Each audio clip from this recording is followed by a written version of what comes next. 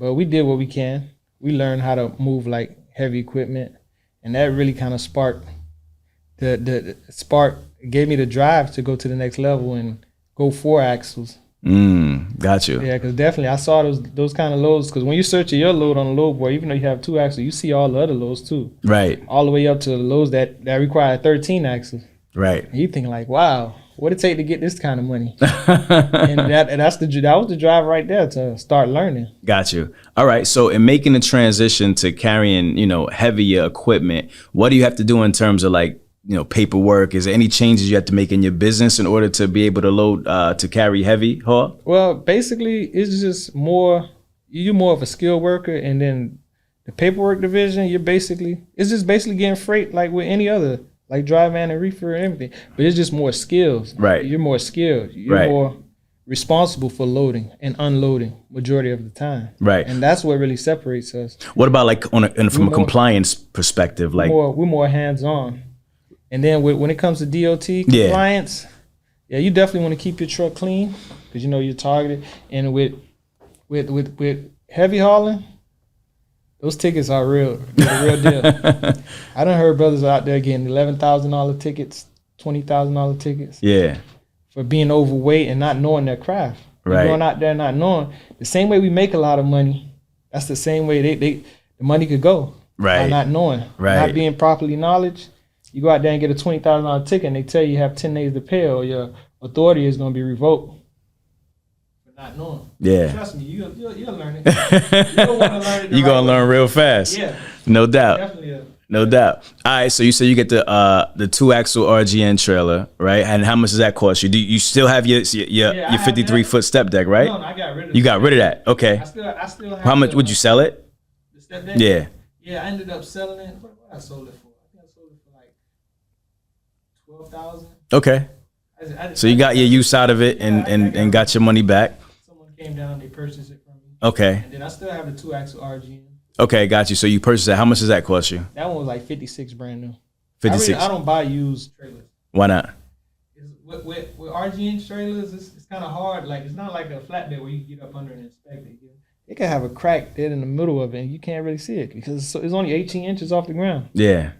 How would you go in there and really inspect it thoroughly? Right, right. So I can't speak for everyone. I buy mine as brand new. Okay, got you. And then they hold value. Like people don't know. Like those trailers are like assets. Like they don't lose value. You go in the truck papers. You can go look up a trailer that's 1998, and it's still costing 80% of the original of the original cost. Yeah, they still want, because if it's in good condition, no matter how old is it, still going to get the job done. Right. And it's a specialty trailer. And it doesn't make sense to buy it. That doesn't make sense not to buy used. Got you. All right. So you said you got the 2-axle, but you said guys go up to like 5 axles, right? So can you explain like the difference of how those the progression in the axles and so forth and so on? So basically, the more axles you have, it's obviously the higher the pay. Right. But so basically the higher weight you can carry, right? And that as well. Okay. But with the axle setup, different states require different axles. Okay. Setup. Can you explain that? Like in Florida, like I could be up to like 160,000 pound gross. But in Georgia, with that same setup, I can only be up to 150,000 pound. I have like a flip axle. They don't give you the full weight capacity. Just different laws in different states. So you have to be aware of that as well. Okay, got you. You could go up to 13 axles. I have a partner of mine, he's running 13 axles, insane. Like with those, when you're up to that level, man, you definitely need a lot of permitting, and that could really take time. I heard sometimes guys take a week or two just waiting on permits. What are they called? Airplanes, man? Like what's on 13 axles? What is that? On 13 axle, a 13 axle trailer is set up to haul like something that's like super heavy, like 200,000. You can haul super heavy on a 13. Okay, and now in terms of your truck, so do you have to get anything else with your truck done, or is it that all the trailer doing all the heavy lifting? Basically, my truck is spec'd out to do this job. Okay. Well, it's my the same truck. Different. The same truck that you bought initially. No, the Kenworth I have now. Okay, so you had the first truck you bought was what, a Freightliner, right? You still have that? Well, no, I got rid of that. You got rid of Freightliner and you bought a Kenworth. Yeah, Kenworth. All right, so go ahead. You was talking about it spec'd out to... Yeah, it's spec'd out to do heavy hauling. Okay. So basically it's double frame. The frame is it's thick it's double thick that makes the truck super heavy. And then the tires are different as well. All my axles, I have 4 axles on the truck, and they're rated for 20,000 pounds. Okay. And that's for heavy haul. The usual axles, on the regular trucks is rated for like 12 to 14,000 pounds in that area. But mine is 20,000 all across, all axles. Got Even you. the steer axle. Got you. So you did that intentionally, obviously, because you had intention on doing truck, heavy haul. Yeah, the truck is designed to do heavy haul. Got you. And then my engine is a 605 horsepower Cummins engine. And then I have an 18-speed manual. Okay, got you. So all that helps doing heavy haul. Got you. When you rolling up a mountain and you're like 150,000 pounds or plus, those low gears come in to give you the power to go up these mountains. If you're rolling in 10 speed, sometimes I can't even get it out of gear without even going to super low gear, which most truck doesn't have if it's not 18 speed. Just to get this thing rolling. Like one time I had a tank going to Fort Knox. It was about 100,000 pounds. I was in Tennessee going across the mountains. Oh man, it was an experience. Yeah. It was an experience, man. Got you. And how much did that truck cost you when you first got it? That truck was 128,000. 128. You brought it brand new? It had a 200, fairly new. It had like 280,000 miles on it. Okay, got you. So fairly new. Yeah, it was fairly new. And what year did you get that one? 2000. I got it like about 6 months ago. Okay. 6 months ago. So that's your newest truck. Yeah, that's the baby. All right, cool. All right, so let's get into the business. Like, let's try to get into the meat of heavy hauling. In terms of just setup, right? Like just actual setting up your company and so forth and so on. Is there anything that you need to do differently than a typical trucking company would have to do? Yes. With my trucking company, you need more like cargo insurance, definitely.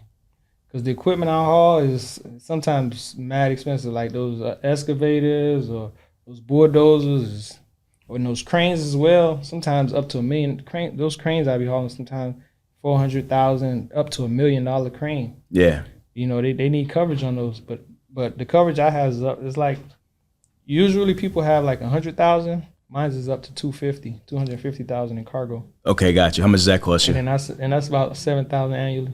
Okay. Yeah. Got you. So you need more insurance. What else? Definitely more insurance. It's just more insurance. You need to know the law.